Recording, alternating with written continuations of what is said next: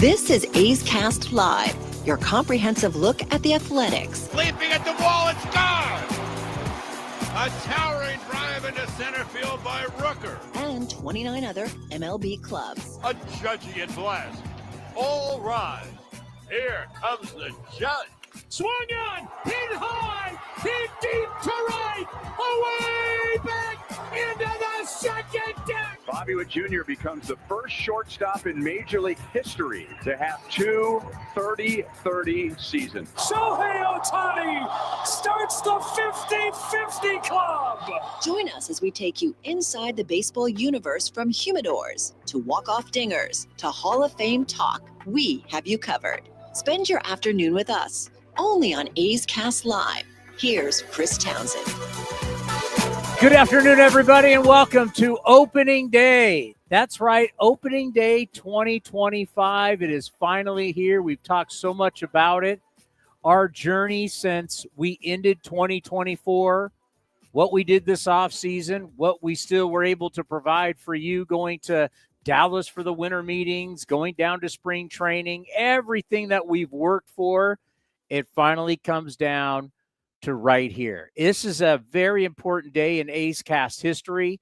We first and foremost want to thank all of you, the fans, that have been with us on this journey since the very, very start. To think that when I launched this years and years ago, opening day, we were going live and didn't even know if we could go live. I was asked, hey, you guys have launched A's Cast, and we like what you're doing, but can you go live? And of course, like I always do, I go, of course we can. And then behind the scenes, our old friend Joey Livatore, I'm like, hey, we got to make this happen. Can you make this happen? So there I was, opening day. What was that, 7 years ago? 2019. This is year 7. Season 7. 2019, the sun is not up. It's dark out. Chris Giles at the time was our COO. Just he and I are out there. And the news was coming because it was opening day, so the morning news program showed up. And so I'm watching all the news camera people set up, and they're looking over at us going, who are these guys? Because we were relatively new. And probably the most nervous I've ever seen anybody is the Italian stallion, Joey, as I used to call him. He was so nervous because he knew it was going to work, everything that he had tried, but he wasn't 100% sure. So here we are starting a show. We didn't even have a name of the show yet. We're just A's Cast. And we're like, we're going to do this 4-hour show. We had no commercials. I made sure I had gotten Bob Melvin. I got Billy Bean. I got David Fry. I got everybody coming down. Hell, Shooty Babitt off to my right here, I think probably showed up. I mean, we had Matt Olson. We had Matt Chat. I mean, you name it, we had them. And I'll never forget, 5, 4, 3. And Joey looked up at me terrified and went, go. And I just started talking.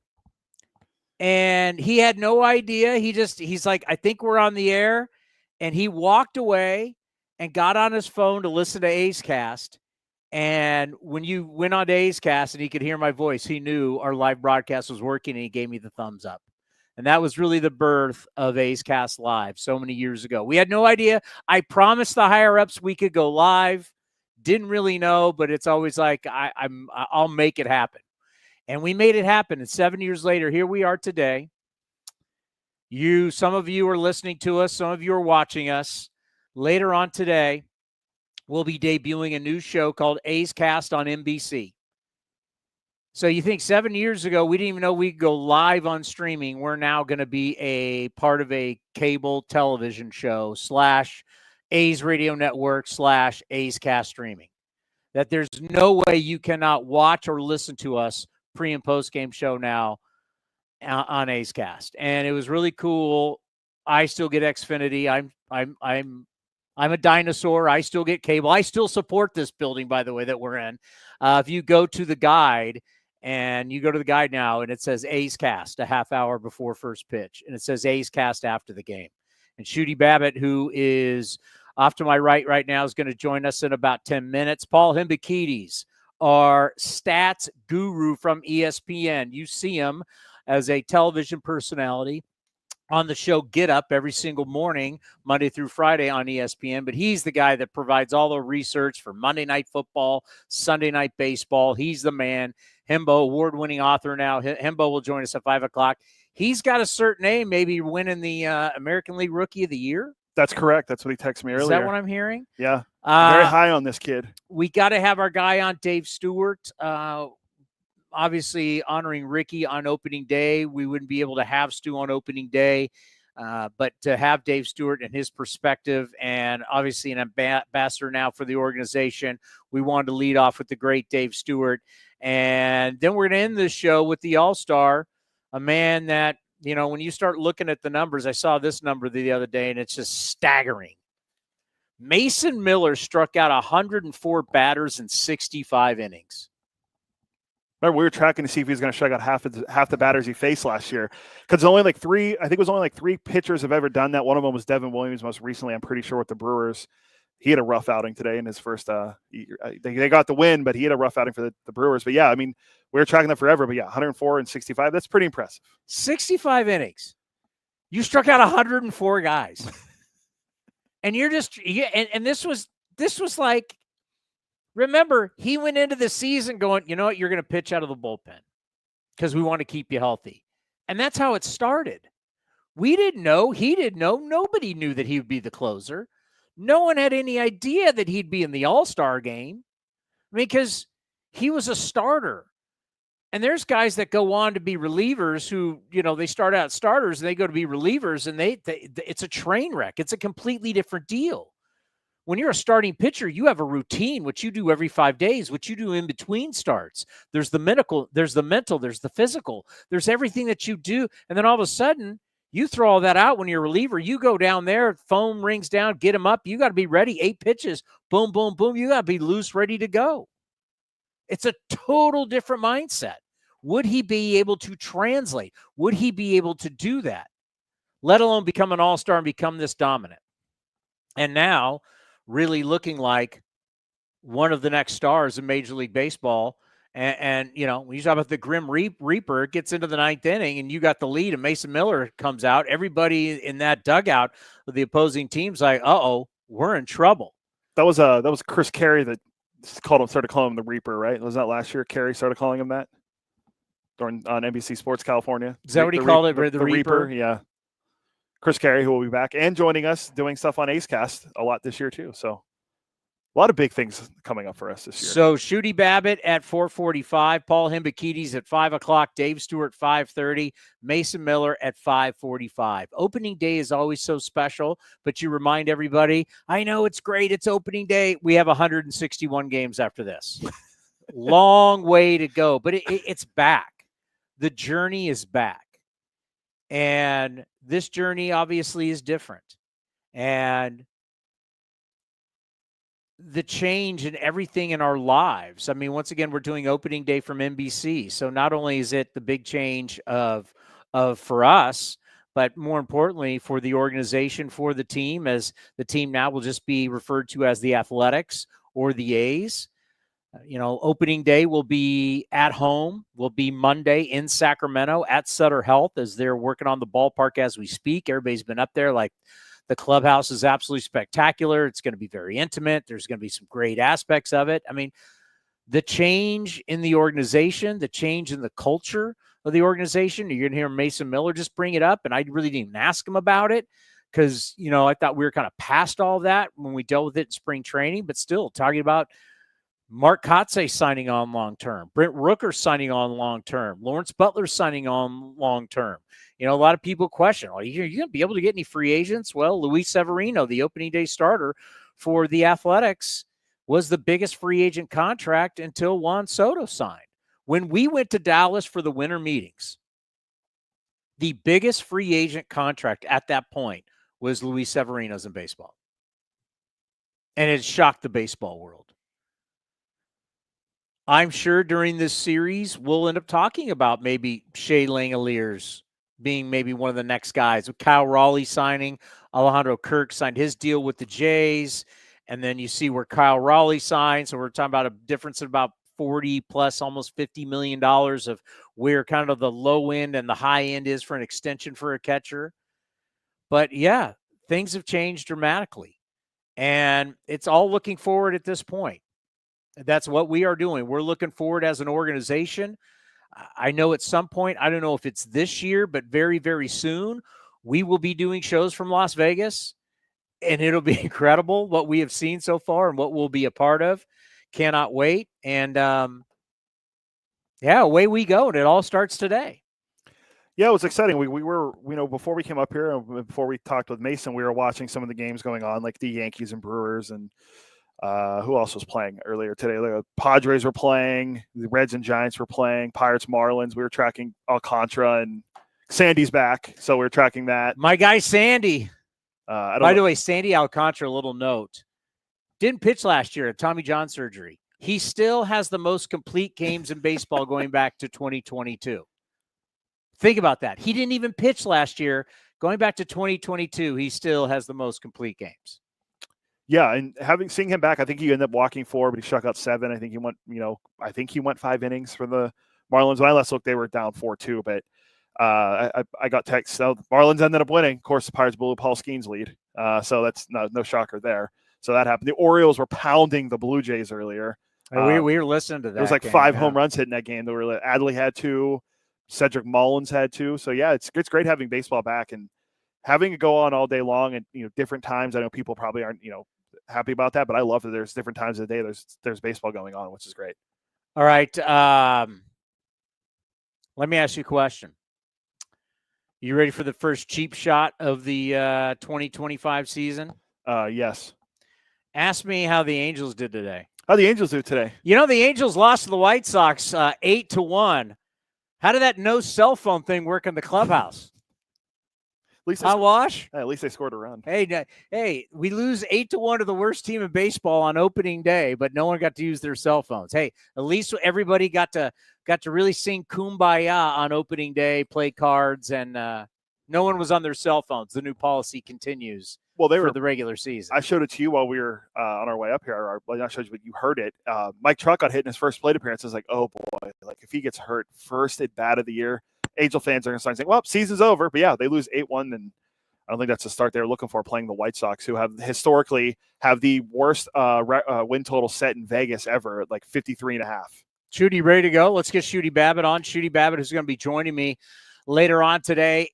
A's Cast on NBC. It's a thrill. We knew when we created A's Cast long time ago that long term at some point that we would be taking over the slot that would be the pre and post game show. It happened a little bit faster than we thought. I know Shooty, obviously, if you don't know Shooty Babitt, former big leaguer for the Athletics. He's been one of the top scouts in baseball for many, many years, whether it's been with the Braves, the Diamondbacks, the Mets, now with the Athletics. Owner of many World Series rings, and then, of course, has been doing television here at NBC. It used to be Comcast Sportsnet. You've been doing it for over 20 years, and now you will be on this journey with me as we will start A's Cast on NBC today at 6:30. Man, Tony, I'm sweating. I'm so excited. Been looking forward to this day. There's been so many changes. I couldn't start without thanking everybody that's had something to do with me continuing this journey with the green and gold, because there are big things that are happening. I'm so excited for the fans. We're from California, and a lot of times they'll say San Francisco, San Jose, San Bernardino. All I know is we're from California, and the A's reside in California. So we're going to bring it statewide, nationwide. We're going to keep everybody informed on what's happening with this great young team. I've been so blessed to be a part of it, getting an opportunity to look at our young players, scout some of the players that have come in, to see what the organization is doing moving forward. And there are a lot of great things happening. You get to see, you go all over the country. We always joke that you're off in the bushes when you leave us. But, it's like people in baseball, we're so enamored, and I don't know if our sport is going to change. We'll see in the next couple of years, but everybody's so enamored with the money, right? With the Dodgers and how much money people are spending, the Mets, how much money they're spending. And it always doesn't equate to winning. It doesn't always equate to winning a championship. And then you see these teams that come along that are built, and you bring a core together and you bring these guys together. And all of a sudden, everybody has stopped talking about the move, and everybody's talking about our young players, and everybody's like, you know what, the A's are really a team that you really need to look out for. I mean, you look how the Astros were built years ago. Remember, they were the Lastros, we used to call them. All of a sudden, a couple World Series championship later, 4 World Series appearances, they were pretty much the dominant team. So it's interesting to see how teams are built. You've seen it so many different ways. How have you seen this current group of athletics be built and how this team will be in 2025? I think it's quite ironic because the way my scouting career started in '94, I started with the Braves. And this is a team that had won 12 straight division titles, but just never won a World Series. But one thing that they really believed in was scouting and player development. You scout them, sign them, we'll develop them. And there were guys who were punch and play, plug and play. If we're weak in one position, we'll go out and draft someone in that position. So when somebody goes down, free agent leaves, we can plug them right in. So there was never really big holes during that tenure, and I got a chance to see why they were so successful. And when you have continuity and when you have culture, when you have guys that have done something to be noticed, I can remember a good friend of mine, Faye Thompson, brother here from the Bay Area, scout for the Red Sox. And we'd be out looking at players and we'd be talking about players. And the last thing he would always ask me, said, Shooty, do you love him? You know, but do you love You've done that to me. Do you love him? Do you love him? It was Josh Donaldson. And you said, but do you love him? I went, yeah, I couldn't love him yet, but you knew I loved him. And there was a reason to love him, but yeah. And what allows a player to get to the major leagues and stay? And I know as well as anyone how difficult it is to get there, but 3 times harder to stay. Obvious by the length that I was there, the time I was there. But the longer you watch a player do what allowed you to like him, but more so love him, is what's going to allow him to sustain that and stay there. And I think with the A's, even though we hear so much about analytical changes and swing changes and arm actions and this, that, and the other, I think they identify a talent and a skill. And they may introduce them to something that might enhance them, but I don't think they berate the issue and try to change you. Because once you become predictable and everybody's doing the same thing, it's so easy to attack you. And in this business and sports and in life in general, there are so many things that you can see that will break you down and find your weaknesses, attack your strengths and turn those into weaknesses. And if you cannot make the adjustments and the changes, then you won't last. You look at the A's and the group of kids that are here now.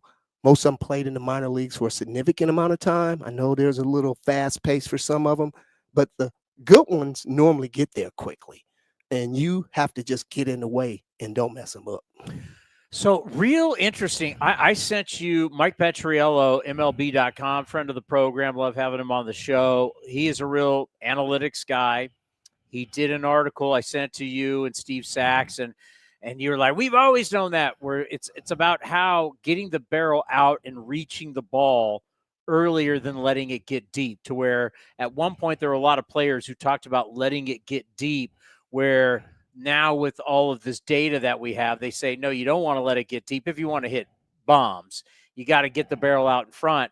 And then I'm watching MLB Network today, and Harold Reynolds, who I love, another friend of the program, is talking about, the approach and the guys, the way swing, it's like the 90s again. Guys want to start getting down to lift the ball again versus every single time you turn around, someone's talking about the approach is changing and the approach is different. Are you seeing that when you're out on the road? I'm hearing it among other scouts because a lot of us are just wondering where the game is going and where it's going to end up because of the different input and the way of teaching the game.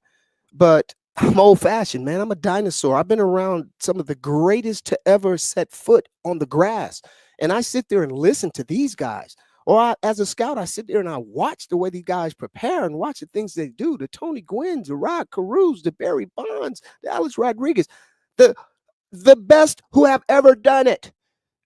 And I'd never hear him talking about some of these things. All I know is see ball, hit ball. And whenever you see a good hitter start talking about hitting, the first thing you see him do is get that lead hand in position to be where it can create consistent contact, hard at impact with good extension through the baseball. Now, I'm not a college scholar or anything. I do know something about leverage. I do know something about centrifugal force. And I know that you cannot go against either one, because the one with the power and the leverage is the one that's going to win. So as a hitter, Tony Gwynn always talked about get in position. I was there. I watched my son. I watched other guys listen to Tony Gwynn and him talk about the importance of get in position to make hard contact. And you know as well as I do, you're an athlete, you're a golfer, you know what it takes to get square to the ball, square contact, square through. All this angle, lift, all that kind of stuff. The people that have integrated into the game, I start looking at their record, because if you tell me around the corner there's a pot of gold because you saw it and you picked some out of the bag, I'm going to go around the corner and get me some. But if you saying there's something in that bag and you've never been around there and you're going to tell me how to get there, it's kind of like these guys teaching launch angle that never hit a homer in their life. Yeah, well, really what Shooty's talking about is places like, in the one famous place is Driveline out of the Pacific Northwest, where we have hitting labs, we have pitching labs, and whether it's big leaguers onto high schoolers or going to these labs that are indoors, and they're using all the technology and they're trying to tell you how to change your swing or how to change pitches. And for some, it works great. I mean, the Red Sox have now highly invested. They've hired like 7 Driveline guys to be inside their organization. But yeah, you know, when I was reading the article, like getting to the ball out early, and that's where the home runs are. And I look at some of the players they talked about. These are big strikeout guys too. Townie, if you look at most guys, or perhaps even girls, if you look at their birth certificate and the doctor that first saw these kids, they put on that birth certificate, probably has a chance to hit. When you're born, you have a chance to hit. Yeah, I can have you in the cage looking like Albert Pujols for an hour, but once that guy says play ball, yeah, you know, that R. Kelly swing take over. You know, my mind telling me yes, but my body just won't allow me to stay in that box, man. R. Kelly, look it up, folks. Kids, Google it. R. Kelly, great R&B. What's cool is that what we're going to be able to do with this new show that we're doing is, now Shooty and I have done television together. We've done radio together for years. It's going to be a simulcast. So what you get on NBC is going to be the same thing you're hearing on the A's radio network that you're also going to be hearing here on A's Cast on streaming. So we're going to be simulcasting. It's like the old Lakers and Chick Hearn. What you get on TV, you're getting on radio. So it's going to be a different show. The approach will be more of a conversational, more like radio show with video, compared to the old TV show that we used to do when we used to do A's pre and post, was just always about video next, graphic next. It was always, this is going to allow us to really to elaborate, to get into, especially from the TV side that they've never seen. It's going to really allow us to get into topics and really tie into you. Also, Steve Sachs, who's a 2-time World Series champion, 5-time All-Star, to really allow you guys a platform to really get into the things that you want to dissect in our game. Well, Tony, I think you do a great job of bringing the best out of all of us. I mean, because we all have our strengths from our experience in the game. And me as a scout, longer than a player, I mean, this is my 32nd year scouting, and there's so many things that happen prior to a game, during the game, and a lot of things that can't be scripted. But, you know, you're there 24 hours, and we're going to try to make sure that we cover everything. I'd like to make sure that I even give a more in-depth look at some of the things that happen in the minor leagues. I mean, we've had conversations. A question came up the other day where you asked, you know, how do you feel about these players being on the fast track to the major leagues? You know, do you think it's good for the game? Do you think it's good for the player? You know, I have my own opinion about that, because I was one of the guys who had to go down there and work and prove every day that I could play just to deserve an opportunity. But that work that I put in down there gave me the opportunity to be prepared for when I got there. At least I had something to fight with. And, you know, I tell you all the time, this is ain't no league bigger than this one. This is the big leagues, the show, the major leagues. There are no players anywhere. I saw a couple of guys on the moon with some hops. Guy and a lady, they finally got them home. Other than that, there's nobody else on this planet that's going to be better than these guys. So when they get up there, there's a high expectation level. And when you're a pitcher and you get a bunch of innings down in the minor leagues, you learn what it's like to pitch with a tired arm opposed to a sore arm or A guy that comes up here every time in a high leverage situation, he can't slow his heartbeat down because he's never played when other people's lives are on the line, when other people's jobs are on the line, depending on what you go out there and do, especially if you're a guy that pitched late in the game or you're a guy that hit in the middle of the order because you hit in the middle of the order in the minor leagues and now you're going to get force fed. Oh, no. You got grown men up here trying to make a living and feed their families, and they will take advantage of you. Yeah, 4 straight years, the Angels have drafted a guy, and then he makes the big leagues almost basically right away. It's 4 years? Yeah, it's 4 years, that four different players. And I sent that to you, and somebody made a very good point. It's like when you get rushed to the big leagues, you may have great talent, obviously the skill, but the one thing you haven't done yet that you have to learn how to do it, have it happen to you and overcome it is fail. Because if you've never failed before, and all of a sudden, the first time you're ever failing in your career, in your life, is at the big league level, it's going to be you've never had to get over that hurdle before. It's nice to kind of fail in the minor leagues when no one's looking, and then to learn how to deal with the adversity versus all of a sudden you're doing it at the big league level, and now you get exposed. And that's why I love kids that play baseball, for the simple fact that you get a chance to fail and learn how to maybe do it better the next time without consequences that's going to cost you. And you do it over and over. When you do have success, you remember that and you remember the things that you learned. So, yeah, man, it's a hard game, but it's one of the greatest games on the planet. I'm looking forward to 2025. Let's pause for station identification right here on A's Cast.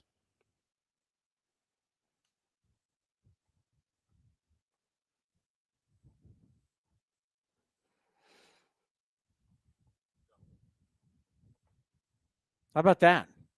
We're doing terrestrial radio stuff again. Who would have ever thought? I can remember we were doing it in some lean times, bro.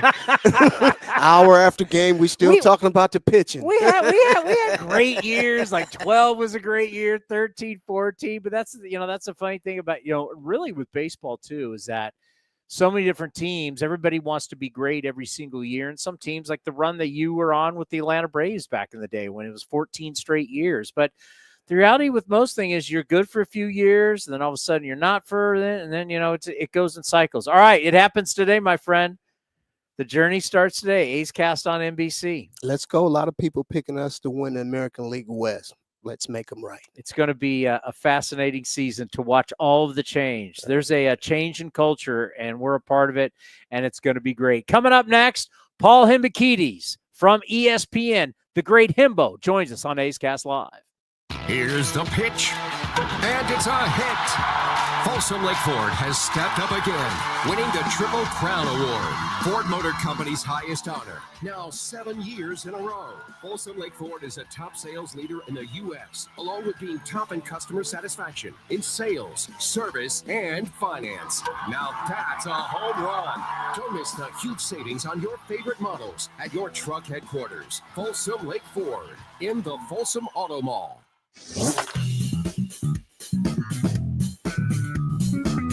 A's starting pitcher Luis Severino joined Townie on A's Cast Live in Mesa and discussed his role as a veteran leader in the clubhouse. For me, just learning from the guys that like when I was younger, Cesar Sabatia, Ivan Nova, Michael Pineda, I played with A-Roll. So those guys teach me how it was, how it is to be in the big leagues. So I would try to do the same thing with those guys, if they need me.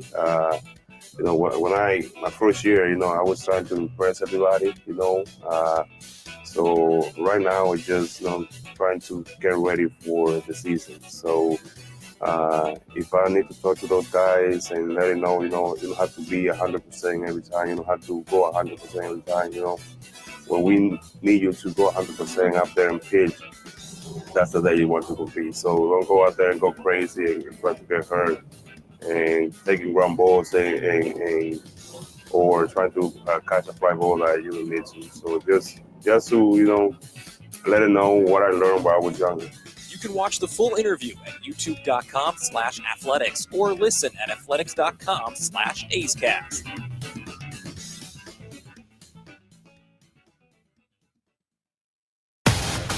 Single game tickets are now on sale for the 2025 season. Secure your seats today for opening week against the Chicago Cubs and lots of exciting giveaways, including an A's basketball jersey, a straw hat, and 3 bobbleheads. You'll be nodding yes to our Brent Rooker, Mason Miller, and Lawrence Butler bobbleheads in June and July. More hot ticket homestands as your green and gold take on the Giants, Padres, Yankees, and Mets. Get your tickets at athletics.com/tickets. That's athletics.com/tickets.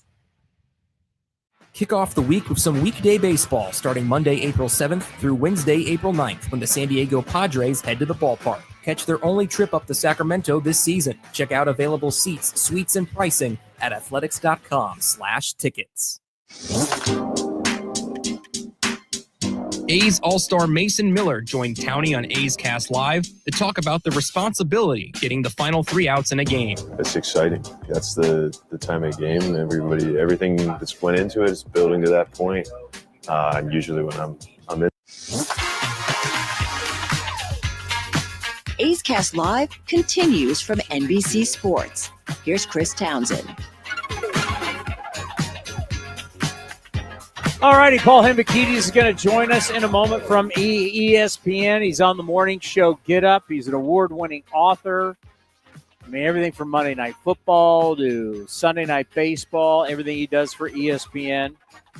The lineup is going to be Butler's going to lead off, followed by Rooker, Blade, then Langoliers, Andujar, Soderstrom, Urshela, Muncy getting the start at second base. I think we're going to find out Zach Geloff is going to be out longer than we thought with the hamate bone injury and the surgery. And then Jacob Wilson, who I'm very eager to see what Hembo thinks about young Jacob Wilson.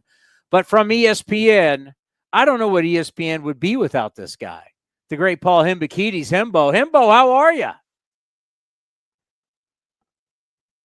What do you got to bring his? No, he messaged me saying he needs to know if his mic was working. So I think he's gonna work on it. We'll drop him for a second. I can see him right here working it. Wait, no, I didn't mean to bring him back. I don't know what happened there. You need to text him. He thinks tell him we can't hear him. No, he knows. He says I'm confident. I'm not confident my mic is working. I said, well, we'll test. Well, he really likes Jacob Wilson to kill the kill the tease. To kill the tease. He really likes Jacob Wilson. But that's I'm curious if he likes the over and under, right? Something that we're going to be getting a lot into this year. We're going to be getting into more gambling and talking more about I saw it once again. So my daughter, as down the street from us, for people who are watching us, down the street from us is Chase Center.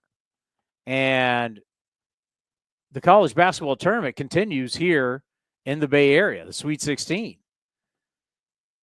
And my one daughter, who is in a business club at Cal, and they're all doing brackets, and the winner of this bracket, because not everybody gets invited back to these business clubs because they're hard to get into. It's one of those. If you win, you're automatically in for basically the rest. Once you make it past your freshman, you're in the rest of the time. But it just goes to show, like watching my daughter fill out the bracket and now following her bracket. She has no clue who these schools are, but now because this means so much to her, she is all in on March Madness. And it just goes to show, wherever you look, we as human beings, when we have skin in the game, when we are playing for something, it changes our viewing habits. It changes how much we care. And traditionalists love to just think it's the grand old game and we love baseball, whatever. But the bottom line is baseball is understanding. We want to get more people in. You want to get more people playing fantasy. You want to get more people into watch. I mean, look at March Madness alone. People aren't filling out brackets because they're not playing for something. People are filling out brackets because there's something to be had if you win or if you finish in the top 3.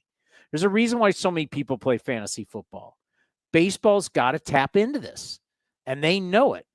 And that's a good thing that they're understanding it. You've got to thaw because so many years of the Pete Rose stuff and everything. But now you got to, what we learned in Vegas 2 weeks ago when we were down in Las Vegas. Things are changing. Do we have Hembo now? Well, let's try it again. All right. The gentleman Can you There hear he me? is. The greatness of ESPN. Hembo, how are you, my friend? Look, I consider today to be, if not the very best of the year, on the very short list. Not because we just have 15 or whatever it is, 14 baseball games to wet our whistle, but because of what it promises, my friends. But because of what it promises. It's every day for the next 6 months. That's the beauty of baseball. It's not its crescendo, it's its monotony, it's its omnipresence. And the fact that today we get to celebrate that and kick off 6 incredible months, I am more than happy to be here with you, gentlemen. And I think you guys have a really exciting club to look forward to. Yeah, I mean, it's a day where you don't have to talk about the Dallas Cowboys. You don't have to talk about LeBron. You can actually talk baseball. I mean, college basketball, obviously, but today you can actually talk baseball, your favorite sport. Look, today should be a national holiday. I don't know why kids have to attend school on opening day. To me, this is an opportunity that baseball can capture in an otherwise pretty dormant time during the sports calendar. It feels to me, obviously, I'm super close to this as you guys are, but it feels to me that the sort of build up to this season is about as strong as it's been in recent years, at least. And I think the fact that Major League Baseball should and can capitalize on this is obviously paramount. I actually kind of enjoyed getting up early and watching those games across the pond, even though you guys had to wake up 3 hours before I did. But ultimately, today's been an absolute treat so far. And I'm really excited to talk a little bit of A's baseball with you guys, because for the first time in at least a few years, you should be awfully excited about a number of players on that club. Well, that's the thing. When you listen to Hembo talk about the numbers, remember, he's the guy that told you the World Series would not be a fair fight, and he was right 100%. So when you look at the A's, an over and under of 71.5, you look at these the way this team got better the last 76 games. They were 39-37. The way they started to win. Now you're going to be in a different ballpark. It's going to be warmer weather. The younger kids are growing up. How do you see the 2025 Athletics? I mean, the A's over that number is one of the best bets that you can make. Point blank, end of sentence. This team is going to win more games than they lose. It might not be a team that's playing meaningful games the last week or two of the season, but they're going to breeze past the number 70. And the reason they're going to breeze past the number 70 is because they can absolutely bang. There are not going to be 5 teams in the American League that outscore the A's this year. There just are not going to be 5 teams, in part because of the talent that they've assembled. And in part because my expectation is that the ballpark plays very hitter friendly. And so I'm not sure Luis Severino is going to see the lowest ERA of his career. Maybe Jeffrey Springs is going to miss the Trop a little bit. Maybe Jose Leclerc's going to miss Texas just a little bit. But ultimately, this is a team built around its offense. And this is a team whose offense, of course, is its carrying card in what I expect to be a lineup that, a ballpark that grades very favorably from the perspective of that. Would it surprise me if Brett Rooker popped 45? No. Would it surprise me if Lawrence Butler sort of doubled down on what we saw the second half of last season? It would absolutely not. Would it surprise me if Jacob Wilson won the American League Rookie of the Year? In fact, it would not. I'm calling my shot. I think that kid's going to hit 15 bombs with 150 hits and 275, which is 3 or 4 WAR in today's game, so long as he can fake it at shortstop. I'm not so sure that you guys are going to stop anybody, but I know for sure that you're going to outslug a bunch of teams on your schedule. Now, back in the day, whether it was Walter Weiss, Jose Canseco, or Mark McGwire, back in the day, Rookie of the Year galore for the Athletics. You've got Jacob Wilson, Mr. Guy hitting contact everywhere he goes, being the Rookie of the Year in the American League. I love it, Hembo. Look, no disrespect to Bobby Crosby, but Jacob Wilson is going to be Jacob Wilson's going to be the best rookie shortstop that the A's have had in a generation. The reason I'm so confident in the skill set is because it's highly transferable. I have seen him absolutely mash at every level. And the fact that he can, at least for the sample size that we do have in college, plus a short stint in the minor leagues, to be totally honest with you, is highly transferable because it's consistent barrel contact. It's consistent bat to ball. It's like a 60 hit tool on the 20 to 80 scale. And the scouts are telling me that he can fake it to average in the power department potentially right away. And by the way, I see a lot of juice in that barrel, like at least 50 juice in that barrel. And maybe it will play right away. We know he's got the baseball bloodlines. Again, I think he can play shortstop representatively. I just named a whole bunch of things that are very value positive for an A's team that's going to give them the opportunity to play every single day, which is another part of this award, of course. But this is as much a performance award as it is an opportunity award. And so you're going to put this guy at shortstop on opening day right away. The game is not going to be too fast for him. I think the fact that he is in baseball lineage does certainly help. But a unicorn skill, like that kind of hand-eye, that premium hand-eye coordination, and that strong contact balance that he creates good line drive swings with. I'm a big fan of this kid's swing, and I think by the end of the season, we are talking about a player who might well win the Rookie of the Year. When you start looking at this ballpark, we're hearing that it could be very neutral, right? We're so used to what the Coliseum was versus being on the road. The splits for this team always way more home runs on the road than at home. Now you're playing more in a neutral ballpark. I mean, obviously that affects both sides, but from an offensive defensive standpoint, you think it helps? You really think it's going to hurt that much from a pitching standpoint? I would be willing to bet you. And again, all we can do here is guess based upon the hypotheticals with this sort of minor league air and the things that we do the best we can to study these things, but we're better at it now than we used to be, certainly. The reason I think it's going to help you guys disproportionately is because there is no data. And the fact that you get 81 shots at this and the rest of the league gets 3 or 6, that's a huge boon for you guys. If you go play a game at Fenway Park, we have 100 years of data the way that ballpark plays. Or you can go a little bit more recent. New Yankee Stadium, been around since 2009. 15 years of data that tells you exactly how it plays. Even if you go play in Camden Yards, they're moving the fences in again this year. There's all sorts of data points, terabytes of data that say how this ballpark is going to play. But the fact that the A's are such an astute organization, sabermetrically, they're going to quickly learn the kind of advantages that they can create. And so you might see your righties go a little backside more often. You might see your lefties cheat a little bit more frequently in early count leverage. You're going to do things perhaps earlier in the season than you might otherwise because you're going to have these learns and these tells. And the StatCast data is going to tell us everything that we need to know because we don't exactly know how the air is going to play with big league hitters. And so it's a fascinating thing to observe.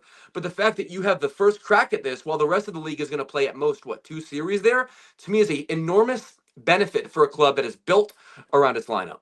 Yeah, the unknown for all these teams, you'll be the known for you really quick. It'll be the unknown for them. So you see high value in the A's. What other teams out there are you looking at? Do you think that people are missing out on that you like the value in them? I like the value in the Cincinnati Reds. This team already blew their first game of the season today because their bullpen gave it up, as we saw last year. But count me in on Terry Francona. Count me in on the double play combo of Ellie De La Cruz and Matt McClain. Count me in on Hunter Green, and I think a fairly underrated group of pitchers behind him. It will be a good enough bullpen by the time they get Alexis Diaz back. And there's so many good young bats in that lineup. And what we know is an extremely weak division. It won't surprise me that team just bleeps around and wins the National League Central. I think Terry Francona is perhaps the best year-over-year culture transforming manager in the league. And to go from David Bell to Terry Francona, I mean, you're comparing an apple to an elephant. I mean, Terry Francona is a Hall of Fame manager, and with all due respect, David Bell lost 2/3 of his one-run games there. He was an abhorrent manager, to be totally frank with you guys. So, look, they've advanced, they've moved on, they have graduated in some sense, and that does make a difference, not just because of the tactics by which Terry Francona will maximize the roster, but the genius of a good manager, as you guys well know, is the fact that you're creating a clubhouse culture for which a player can get their 60th, their 70th, their 80th percentile outcome in a given season. If you get that from 26 people, your team wins 3, 4, 5, 6 more games than it would with an average manager.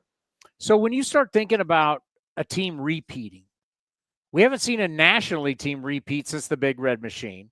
We haven't seen a team repeat since the Yankees, late 90s, early 2000s. Everybody already wants to put the ring on the Dodgers' finger. Do you agree with that? So like back in the day, you could bet Tiger Woods or the field. I'm giving you the Dodgers or the field. Which way you going here for the World Series? That was a very ESPN question, my friend. Well done. You know where your bread is butter. I had to bring in a global superstar. That's what ESPN does. My point. I'm taking the field. The Dodgers are an absolute wagon, and the Dodgers are going to win a lot of regular season games. I don't think they're going to break the record because I don't think they're going to care to, but it would not surprise me if the Dodgers won 10, 12, 15 more games than any team in baseball. The regular season that they're going to put together is going to be historic. Of that, I'm certain. However, the postseason, as you well know, is a totally different ball game, and what we have right now is a playoff format that is effectively dynasty proof. This team has had great teams in the past and struggled mightily. See, 2 years ago when they won 100 games and the Diamondbacks absolutely dump trucked them in the first round of the playoffs. I mean, Clayton Kershaw's tail is still between his legs, and so it's a random chancy tournament. It's like the NCAA tournament for which the best team only occasionally wins, and for that reason, I'm not picking the Dodgers to repeat because I deal in the world of probabilities. What probabilities say is that someone from the field is going to win. And honestly, even though I think the Dodgers are a wagon and have the chance to be one of the best regular season teams of all time, you can still poke holes if you really want to. We know that the starting rotation is extremely injury prone in any number of ways, and the lineup's kind of old. And so if you wind up having 2 or 3 guys that hit their wall a little bit before you might expect, they might not score the 800 runs that we expect. What if Shohei Ohtani only makes a dozen starts? What if Yamamoto only makes 2 dozen starts? Or if Blake Snell can't get out of the 5th inning most days, right? Or if Tyler Glasnow's arm continues to be made of glass instead of fiber, right? These are any number of valid questions. They're the best team. Period. New paragraph. The best team rarely wins. So, who are you liking for this World Series in 2025? So, based on the values on the Vegas board right now, my favorite World Series matchup is a repeat of 2 years ago. Rangers, Diamondbacks, and I'll tell you exactly why. The Texas Rangers have the best lineup in the American League. I just waxed poetic about yours. I think Boston's is awfully good. I think Texas is going to score 850 runs this season, and that to me is the most durable, sticky, most predictive way to determine how good a regular season team is going to be. The reason for that is because, of course, you're much less prone to injury than teams that are built around their pitching staffs, as you well know. But this team scored 198 fewer runs last year than it did the year before. It's a lot of the same people. I think Wyatt Langford's a star in the making. That team's going to be really good again, and it's going to outscore you. And look, I just told you how injury-prone the Dodgers' rotation is. So far be it for me to tell you that Jacob deGrom is going to return to being the pitcher that he once was. But all indications are that he's not just healthy. He's changed his pitching approach. And I did the research and discovered that when he sits at 97, he limits damage better than he does when he sits 99, and he also controls it a lot better. So you give me 125, 130 Jacob deGrom innings. I think Chris Young makes a move for someone like Sandy Alcantara at the trade deadline.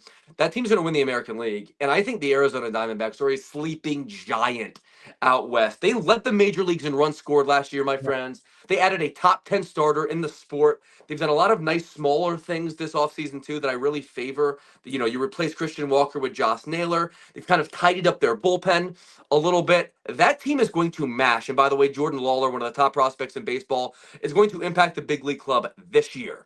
They absolutely dismantled the Dodgers in the playoffs 2 years ago. And tell me if you think I'm right about this, my friend. But I think there is some liberation, some value in knowing full well we're not winning our division this year. See, in the National League East, you're going to have 3 teams fighting tooth and nail for that top 2 seed to win the division.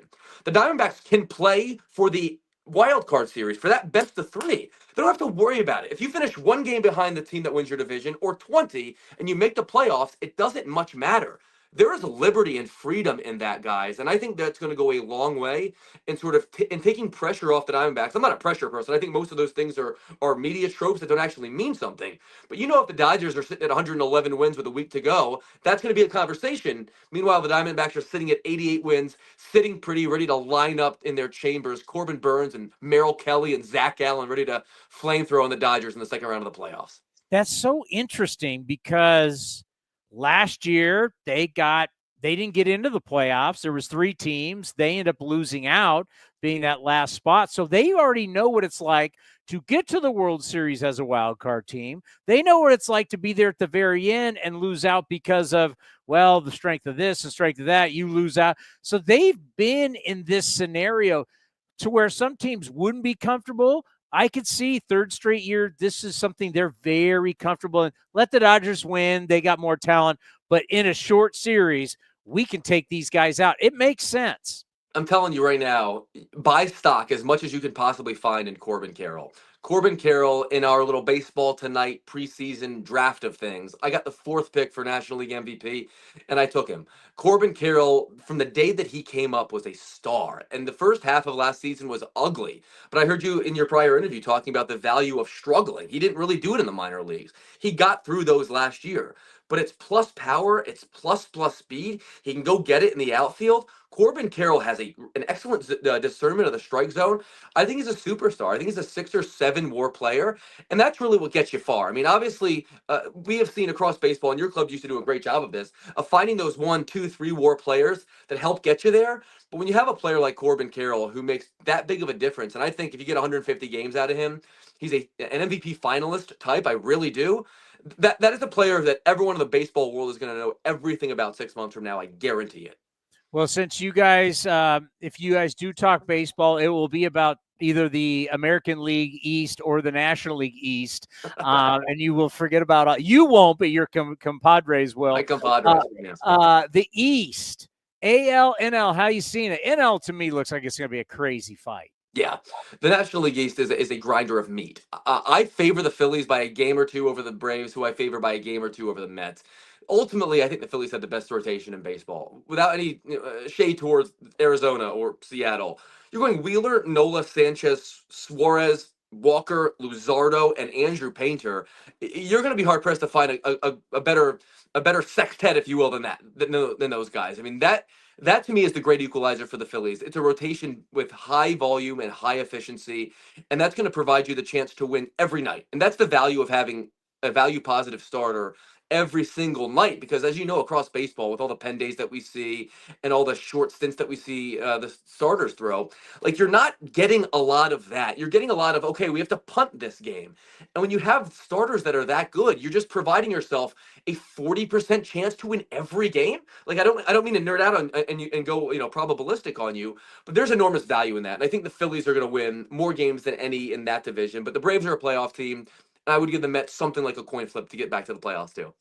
Yankees haven't won a World Series in 15 years. I mean, is there panic with the panic in New York, panic in New Jersey? I mean, tank tops in the summertime. What's going on? You guys gonna be okay? So Yankees fans were largely cash godding this offseason because they were like, look at the pivot, right? We drive up the price on Soto, who doesn't play good defense in right field, by the way, as if that's a thing, right? Considering they offered him $760 million, it seems that they wanted him fairly badly, if you don't mind me saying so. And so they signed Max Fried, and they pivoted in that way. They added Cody Bellinger and Paul Goldschmidt and Devin Williams. I mean, they had a good offseason, at least on paper. But like the injuries that they've absorbed, guys, this offseason has been catastrophic. I mean, Garrett Cole, if he gives you 30 starts, is 5 WAR. You lose Giancarlo Stanton with tennis elbows, by the way. God bless his soul. I've never even heard of that in my life. But that's what he has. He swings the bat so hard and so fast. That's what he's got. Luis Gil has like a D+, like sort of health grade, if you will. I mean, the guy's always hurt. I have no idea what he's going to be. He was good for half the year last year, then tanked, and now he's hurt. So they have all sorts of major injuries, not to mention, DJ LeMahieu is not prepared right now, not ready to play, and he's someone that they at least somewhat need. I mean, it's a pretty ordinary lineup. It's a pretty ordinary rotation. It's a decent bullpen. It's a decent manager. I think ultimately, if that team is going to be a 90-win playoff team, it's going to require Aaron Judge to be an 8 or 9 more player once again, which he's more than capable of doing. It's just such a heavy burden to carry. Yeah, and like what happens in Toronto with bad Vlad? Well, Boston has injuries to start out the year. Devers finally accepting he's going to be a DH. I mean, the division, you want to count the Rays out, but you never know with the Rays. I mean, what will the Orioles be? They got a ton of talent, so it's an interesting division. I'll handicap this for you. I'm picking the Red Sox to win it, and the reason I'm picking the Red Sox to win it is, well, threefold. Fold one. Crochet and Buehler is as good a combo as any team has added this offseason or most any. It wouldn't surprise any of us if Garrett Crochet won the Cy Young. U.S. hitters in the American League last year. Who was the best pitcher you faced? Almost universally, the answer to that question was Garrett Crochet. As you guys know, he's venomous. Secondly, this team's going to be a lot better on Labor Day than they are on Memorial Day, considering Christian Campbell by then will have had his feet wet. Marcelo Meyer and Roman Anthony are consensus top 10 prospects that are going to hit the ground running, or at least I expect them to. And three, Alex Cora maximizes his rosters pretty consistently. That guy's great at that job. In a league where I think most managers makes very little difference, I think he makes an enormous difference. And given the sort of watered down nature of the East, which you sort of alluded to, I think the Red Sox are going to win it, followed by Baltimore because of the young bats, followed by the Yankees because of Aaron Judge, followed by the Rays because even though I like, Junior Caminero and some of the guys in their rotation, like, they're never healthy, so they're just a hypothetical team to me. And then I think the Blue Jays are just not going to score nearly enough runs to compete within the context of that division. Hembo, we're starting this new journey being on NBC. We're going to need you throughout the year. And whenever you want, this is where you can come talk baseball. This is where you can get away from, Tom Brady, even though he's retired, LeBron, the Cowboys, Jimmy Butler now, and the Warriors. This is where you can get away from all of that. That's funny. I mean, I just remember Tom Brady as a Montreal Expos draft pick. I don't know what else he did in his career. So, and I primarily remember Michael Jordan as a member of the Birmingham Barons. So, look, I've come to the right place. So I remember Jordan as a Wizard, and I remember Tom Brady as splitting time with Drew Henson at the University of Michigan. Look, we all know the best quarterbacks play baseball and just weren't good enough to play baseball, so they had to, play quarterback. I come from a lacrosse family, like not me, my wife does. And like the first date, I was like, lacrosse that's just a a sport for kids that couldn't hit a curveball. Meanwhile, her uncle played at Hopkins. Like, shouldn't have said that. That's for sure. Dan Marino threw out the first pitch, I want to say, today in Pittsburgh, didn't he? Miami. Or Miami? I mean, Dan Marino, I think Dan could that's probably still get up to throw 95. Miami royalty there. That's why they. By the way, John Elway, we know famously a draft pick of the Yankees and probably would have played for them if not for the trade. Look, Russell Wilson, Tom Brady, all these Super Bowl. Colin Kaepernick could throw gas, by the way. All these guys played baseball at some point. They just couldn't hit a curveball. That's why they had to go play a lesser sport. Hembo, you're the best, my friend. Thank you for coming on opening day, and we'll be checking with you throughout the season. Anytime you got a book, anything you guys want to promote on ESPN, come here. We'll take care of you. A's Cast on NBC. You're a good man. The great Paul Hembekides from ESPN. You see him on the morning show. Get Up. He's an author. All the statistical analysis that you get from Monday Night Football, Sunday Night Baseball, he is doing it quickly for Vito. Yes, grab any home April game tickets with no ticket fees. It's a perfect opportunity to reserve your seats for the start of the A's inaugural season in West Sacramento, which includes the opening series against the Cubs and other exciting matchups against the Mets, Padres, Rangers, and White Sox. Hurry. This limited time offer ends tonight at first pitch. So that's 7:10 p.m. Pacific.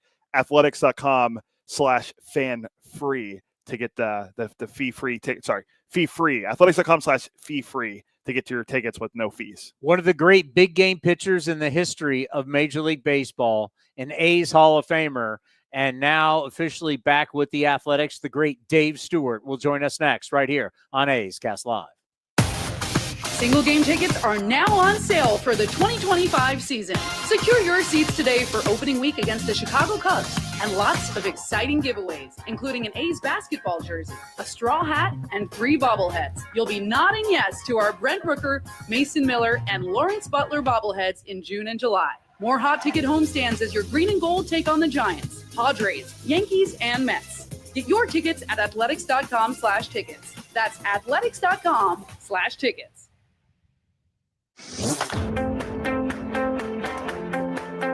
Lawrence Butler joined Chris Townsend on A's Cast Live to express his gratitude to the A's after securing his 7-year contract extension. I mean, it's a surreal feeling. I mean, like you said, I love this organization. They were the only organization that took a chance on me out of high school, in the draft. And, I thank them solely for that. And, I'm just thankful and I'm just grateful, humble to be, chosen to, be able to have this opportunity. And, I wouldn't want it with any other organization than the A's because, they've showed me love since day one. And, I've loved them, 100% back. And, it's just been a mutual thing that, me and the A's have, grown to become, a great relationship with everybody in the organization from top to bottom. You can watch the full interview at youtube.com/athletics or listen at athletics.com/AceCast. Kick off the week with some weekday baseball starting Monday, April 7th through Wednesday, April 9th when the San Diego Padres head to the ballpark. Catch their only trip up to Sacramento this season. Check out available seats, suites, and pricing at athletics.com/tickets. A's outfielder Brent Rooker joined Chris Townsend during spring training to discuss the confidence inside the A's clubhouse. It's a very real confidence. It's a very real optimism. It's unique in that it's a confidence that also comes with the knowledge that we haven't proven anything yet, and we know that people on the outside still don't believe in us, but we believe in ourselves and we believe in each other, and we are at a very cool crossroads of being hungry to compete, wanting to compete, and knowing that we can compete while also being confident what the future looks like. So it's a cool feeling inside the clubhouse right now. Guys are working really hard. Guys are communicating well. We're talking. We're trying to help each other get better, and that's a cool place to be. You can watch the full interview at youtube.com/athletics or listen at athletics.com/A'sCast. The A's YouTube page is your go-to destination for A's video content. Get access to great highlights, exclusive behind-the-scenes content, classic games, A's Cast Live, and more. Visit youtube.com/athletics.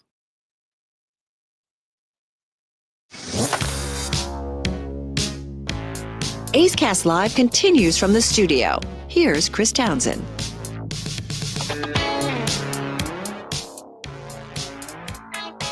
Well, the resume is second to none. And it's great that Dave Stewart is going to be a special assistant to player development for Ed Sprague, because you think of Stu's background. I mean, with Stu, what's always been great is that you can go what he did as a player, what he did as a pitching coach, what he did as a GM, assistant GM, what he did as an agent. He's done everything in the game of baseball, basically. He's a tremendous resource, and that's why it's so great to have him back with the A's. But you think he's a 3-time World Series champion, All-Star, ALCS MVP, World Series MVP, led the American League in wins. One of the things he's most proud of is winning the Roberto Clemente Award. His number 34 is retired with the Athletics. He's in the Athletics Hall of Fame. The great Dave Stewart joins us here on opening day. Stu, how are you? Doing okay, Tony. Doing okay. How about you? I'm doing great. And what is this day always like for you? Because you've had a lot of opening days throughout your career, whether as a player, front office, you name it. You know, the first one was really exciting, and you know, I didn't really know what to do with the nerves on the very first opening day start. But then after that, you know, I learned how to control the nervousness and more importantly, to control the moment and keep my train of thought where it needed to be, which was on making the start.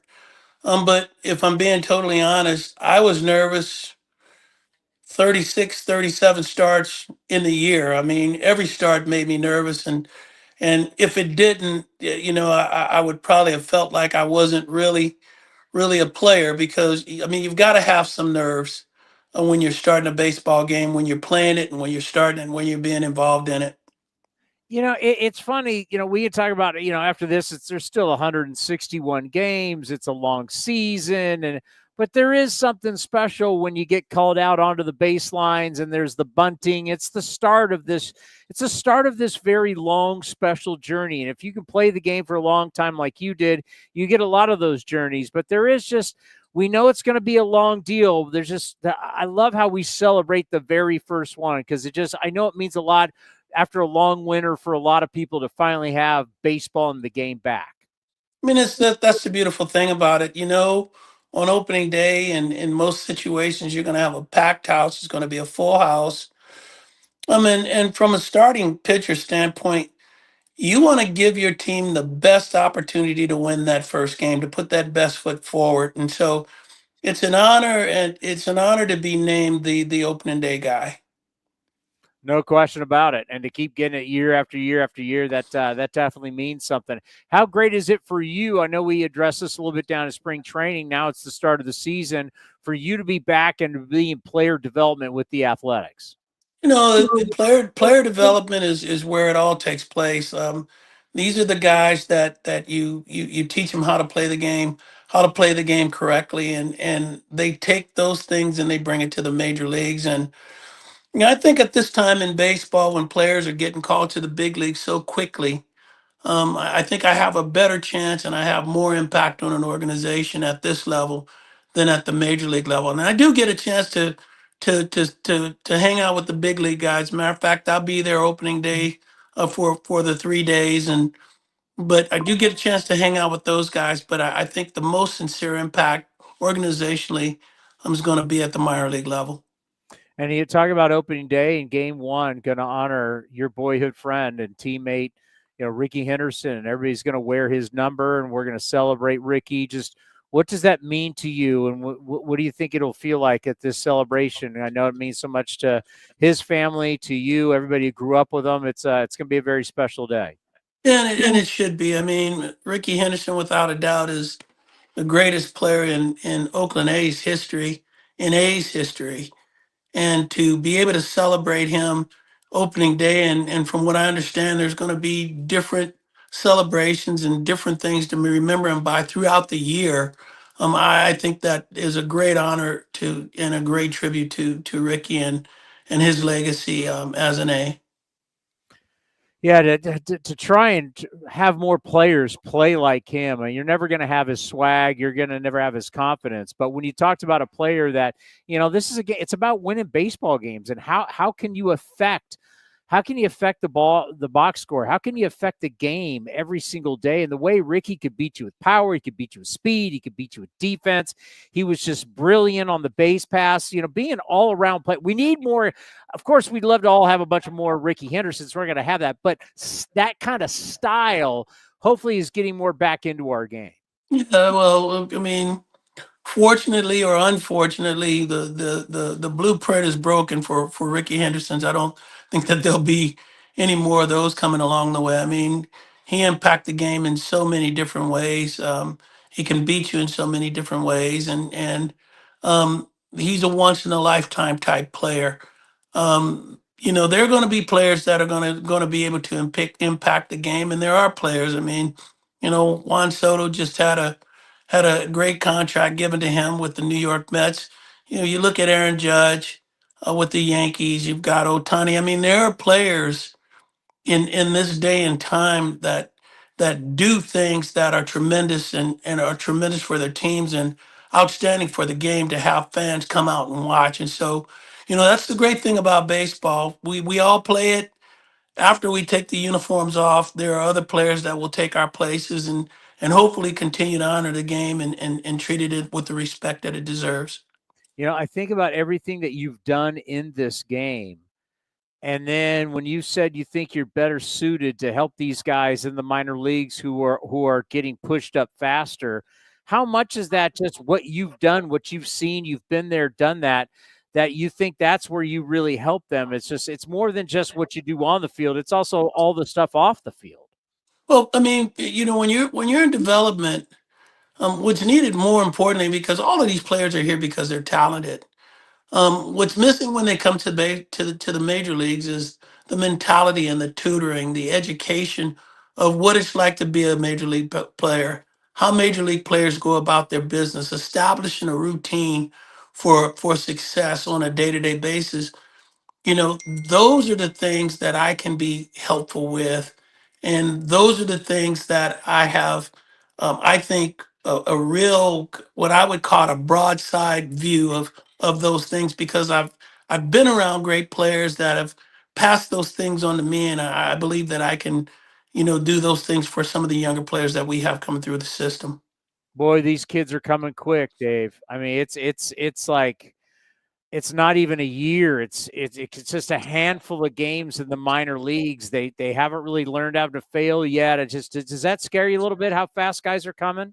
I heard the announcement of the Angels player that did not spend any time in the minor leagues and made his major league debut. I believe it was today, and at least on that 26-man roster, and that hadn't been done for a long time. So, what I hope is that when you're bringing these players along, that you look at these players holistically, and you understand what they are mentally, physically, that they have the maturity to be at this level on a day-to-day basis, because this is not an easy game to play. We look at pitching at the new ballpark in Sacramento. Obviously, it's going to be far different than the 81 games at the Coliseum. The weather's going to be different. It's going to be cold early, then it gets really hot, and then it will get back to not as hot, nicer weather towards the end of the season. The dimensions are going to be different. From a pitching coach standpoint, let's put that pitching coach hat back on. How do you feel with the staff and how you would deal with the staff going to a new ballpark for 81 home games? Well, going to a new ballpark, I mean, realistically, to be successful as a major league pitcher, you have to do the same things that you would do in any major league ballpark. You have to go out with the mentality that when a finger goes down, that you have to execute that pitch. You have to go out there with the game plan and know what you're trying to get done with each and every hitter in that lineup. And then as the game is being played, if you have to make adjustments, then you adjust to what those hitters are doing to try to stay one step ahead of them. And so it doesn't really matter the ballpark.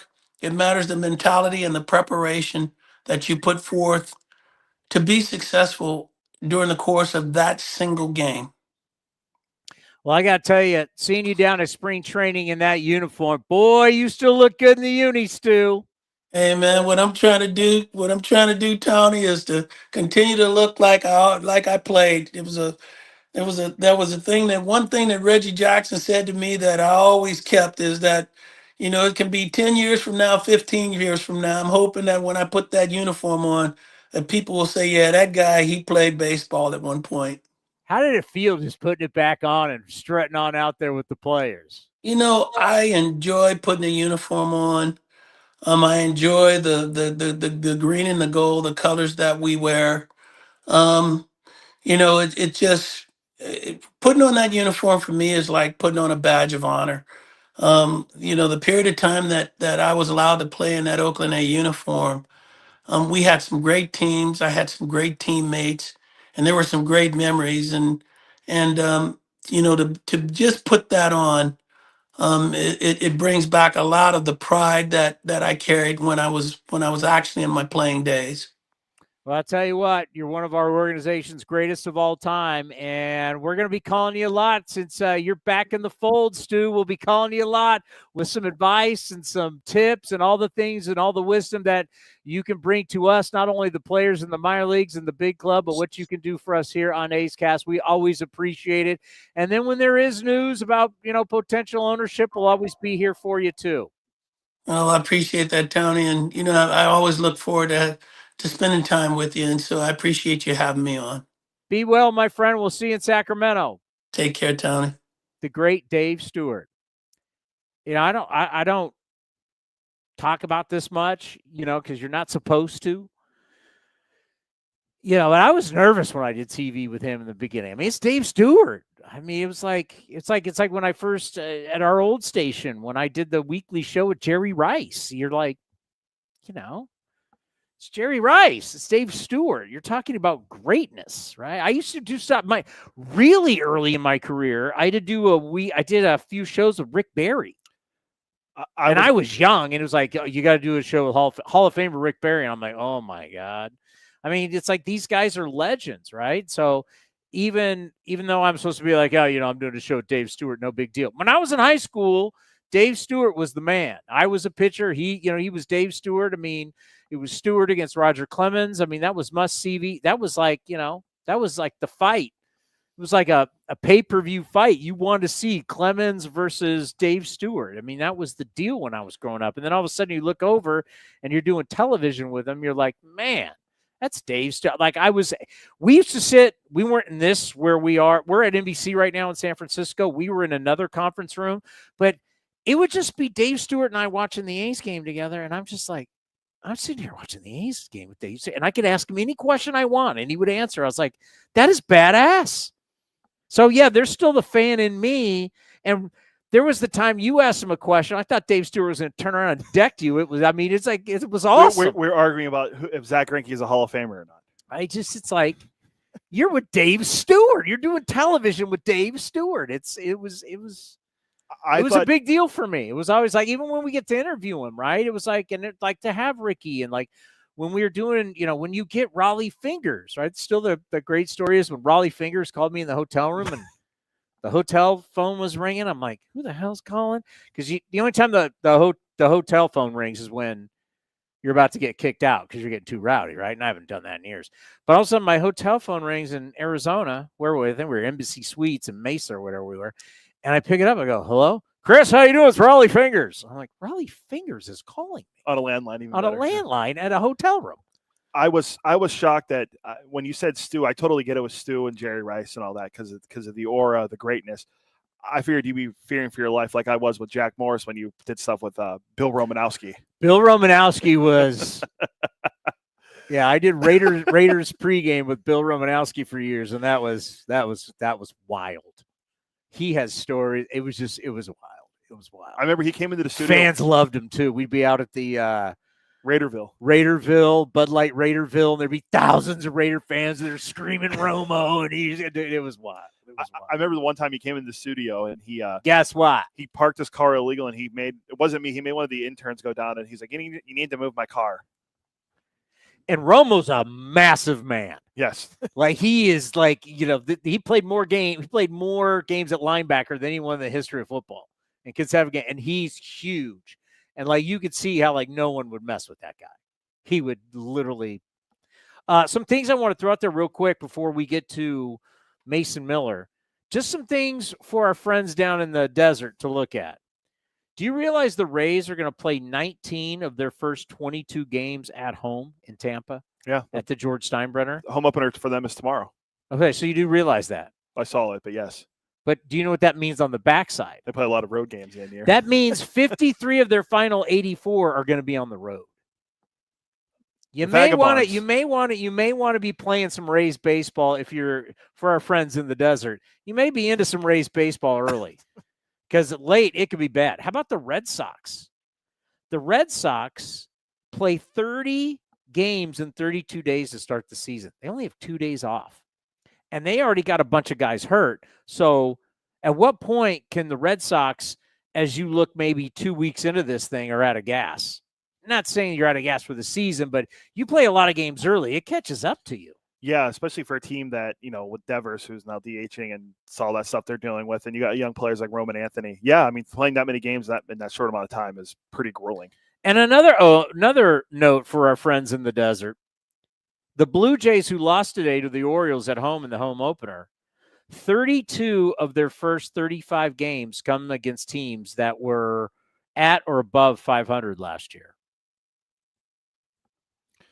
For a team that's trying to make a playoff run and re-sign your star Hembo player. said they're going to struggle offensively, even though you're like, wait a minute, Santander, they just signed. You got Bad Vlad, Bichette, Springer. You think Kirk, but at least resigned. Yeah, it's that team has their pitching there's going to be their weakness. We saw it with Barrios today, and then our guy Bassi. Can I give you one more? Yeah, we got about a minute or so. I'm going to give you one more. Phillies, 15 of their first 31 games are against rebuilding clubs. Nationals, 6 against the Nats, 3 against the Rockies, 3 against the Cardinals, and 3 against the Marlins. It's the first time I heard someone say the Cardinals were rebuilding, but that's the reality. It's the reality, yeah. I can only give you the. You're not wrong.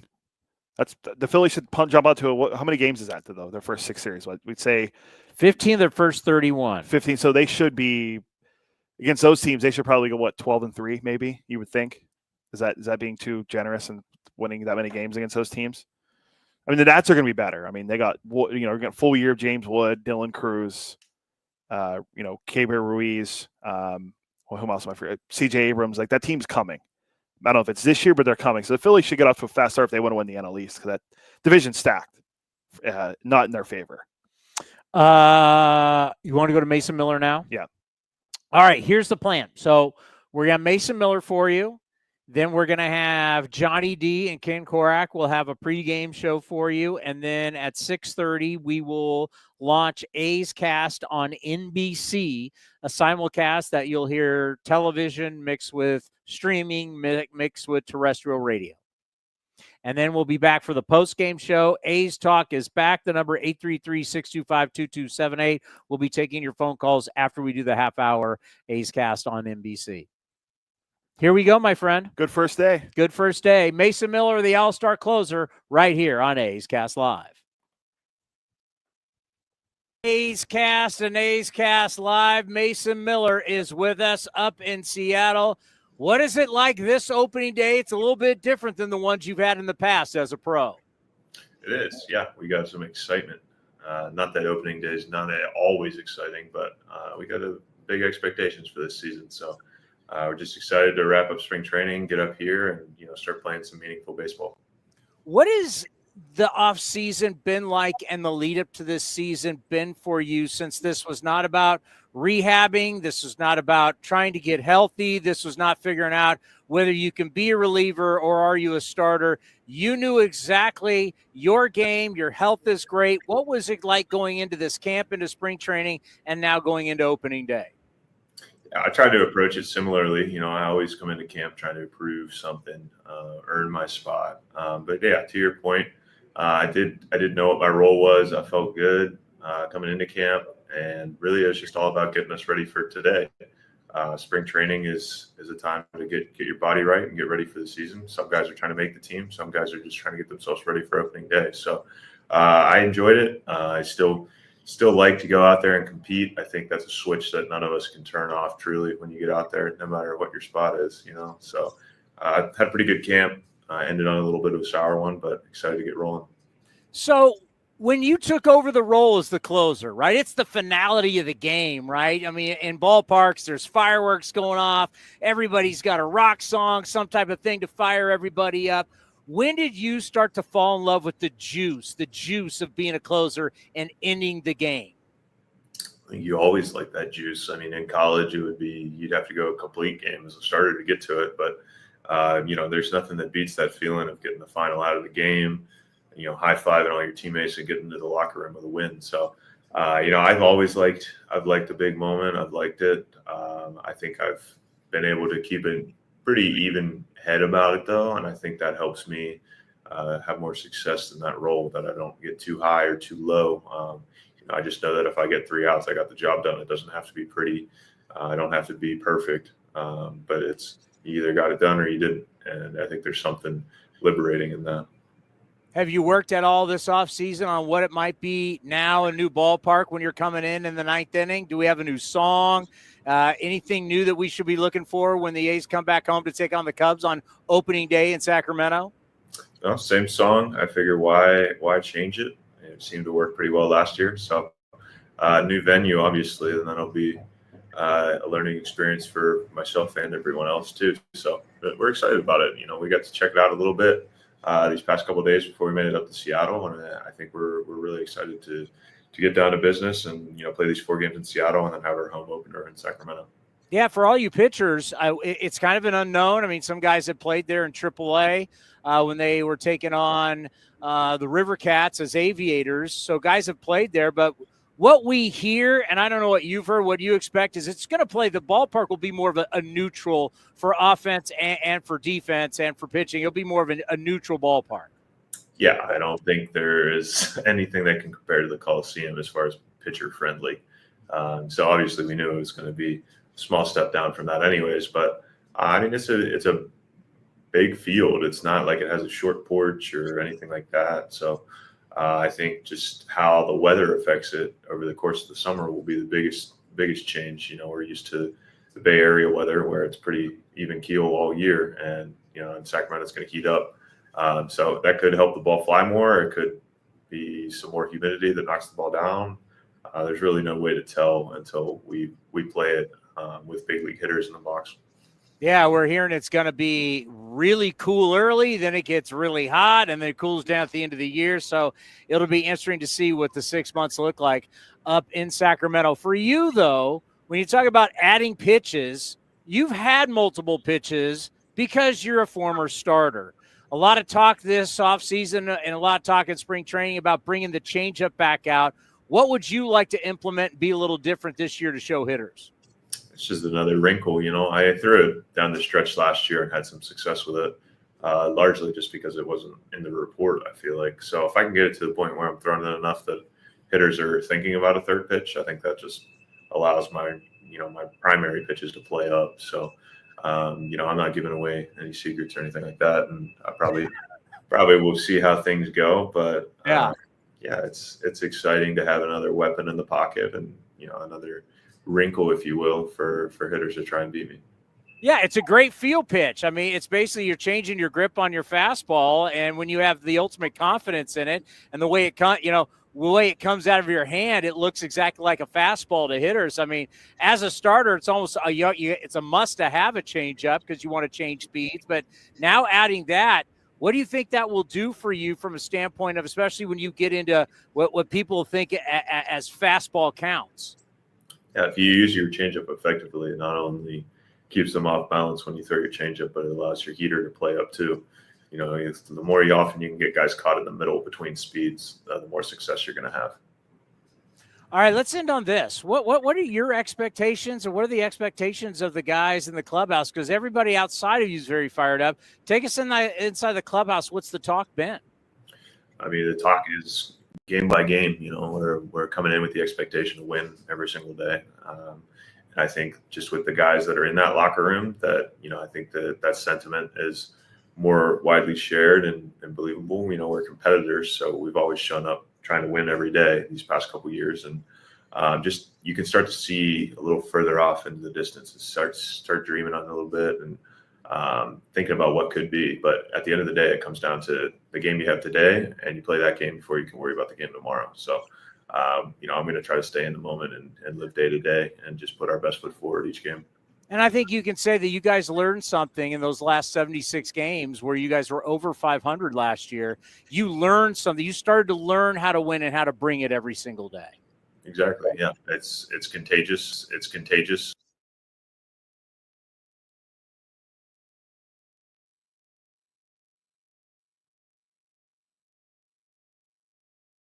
Well, happy opening day.